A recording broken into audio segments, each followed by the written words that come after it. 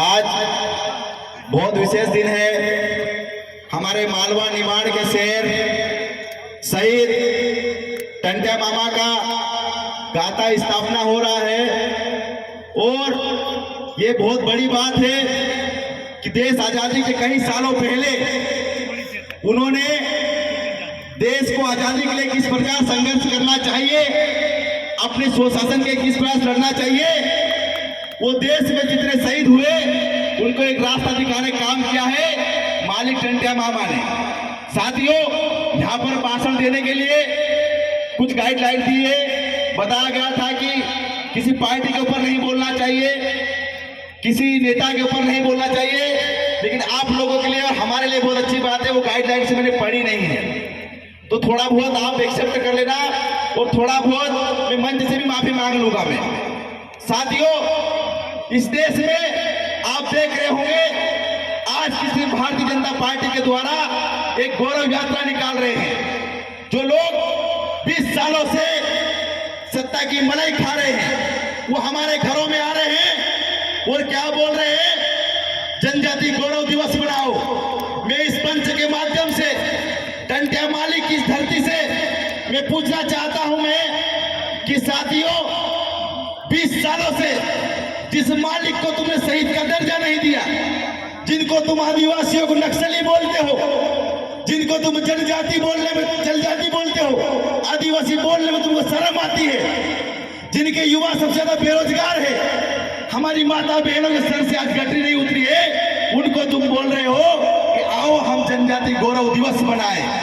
हम किस बात का जनजाति गौरव दिवस मनाएं? हम साथियों, आज आपने देखा होगा कि कैसा जनजाति गौरव हमारे घरों में जा रहे, कैसा मना रहे हैं। एक मालिक का एक पोस्टर बना हुआ था, उसमें राज्यसभा सांसद बैठा हुआ था सुमेर सिंह सोलंकी जी, और जिला अध्यक्ष बलवंत सिंह पटेल जी बैठे हुए थे। उससे बकायदा एक मालिक की पूरी खोपड़ी पर एक बोतल लगी थी पानी की।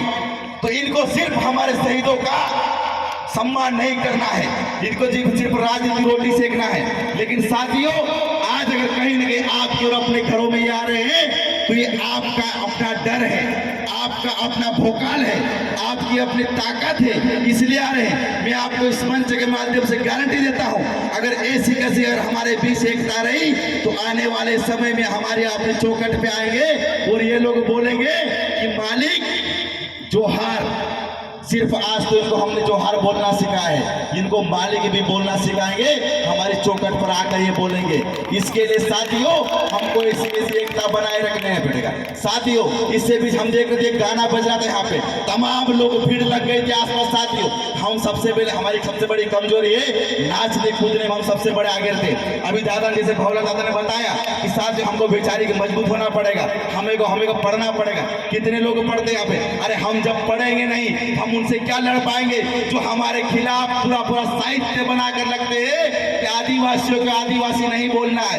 ऐसे ऐसे साहित्य भरे पड़े हैं और हमारे ही लोगों को पढ़ाते हैं और हमारे ही लोगों को हमारे सामने खिलाफ करते हैं। तो हमको वास्तविक साहित्य पढ़ना पड़ेगा, हमको सुनना पड़ेगा। हम मानते हैं हमारे यहाँ कोई मरता है तब भी नाचते, शादी में भी नाचते, जड़वाई में भी नाचते, तमाम जगह पर नाचते, लेकिन सबसे बड़ी प्राथमिकता देना चाहिए साथियों हमें सुनने के लिए। 6 किलोमीटर दूर से आए साथियों, सबके अपने बीवी बच्चों, सबके अपने काम होते। आज देख रहे हम लोग, अगर थोड़ा सा गाना बजता है हम ठुमकने लग जाते। आदिवासी ठुमकने के लिए पैदा नहीं हुआ है। अगर आज भी हम नाचने कूदने पैदा हो गए साथियों तो हमारे मरने पर कोई नाचने वाला ढोल उठाने वाला नहीं मिलेगा। आदिवासी सच्चा आदि, इस बात को ध्यान रखना पड़ेगा। इसके लिए हमें बेचारी मजबूत होना पड़ेगा, हमारे अपनी ताकत बनना पड़ेगा। साथियों, हम देख रहे हैं अभी जो यात्रा निकल रही थी, हमारे बहुत से साथी लोग गए और राहुल गांधी जी की यात्रा में। साथियों, मैं आपको इस मंच के माध्यम से बताना चाहता हूँ, ऐसे पार्टियां कहीं आएंगी, ऐसे नेताएं कहीं आएंगे, लेकिन हमको जब तक हम रोड पे मजबूत नहीं हो पाएंगे। आपको क्या लगता है शिवराज सिंह चौहान आज हमारे चौखट पे आ रहा है तो क्या उसको वोट के लिए आ रहा है? वो हमारे डरता है, हमसे कांपता है, इसलिए इतने बड़े राज्य से अपने शीश महल को छोड़कर हमारे बीच आ रहा है, क्योंकि उसको डर है कि अगर ये आदिवासी आज जाग गए, ये बड़ा कार्यक्रम हुआ है इसलिए आज आए हैं। तो साथियों, मैं माफी चाहूंगा, टाइम का थोड़ा कमी थी, इसके लिए इतनी बात करके अपनी बात को यहीं पर अपना विराम दूंगा। सम्मल के लिखा टाइम का लिखा है, तो बहुत बहुत धन्यवाद साथियों। इसी के साथ मैं अपनी बात को विराम दूंगा और मंच से मैं माफी चाहूंगा साथियों कि कहीं मेरी बात को अगर कोई चोट लगी हो, लेकिन ये हर युवा का दर्द है साथियों। और एक बार जोरदार इस मंच के तालियां बजा दे साथियों। ये कार्यक्रम करने में काफी समय लगा है, काफी मेहनत लगा है। यहाँ के हर एक युवा ने अपना घर बार छोड़कर 15 दिन से लगे, उनके लिए जितने तालियां बजा जाए उतने कम है। एक बार जोरदार तालियां बजा दे। इनकलाब जिंदाबाद, जय जोहार का नारा है, भारत देश हमारा है और हमारी एकता जिंदाबाद।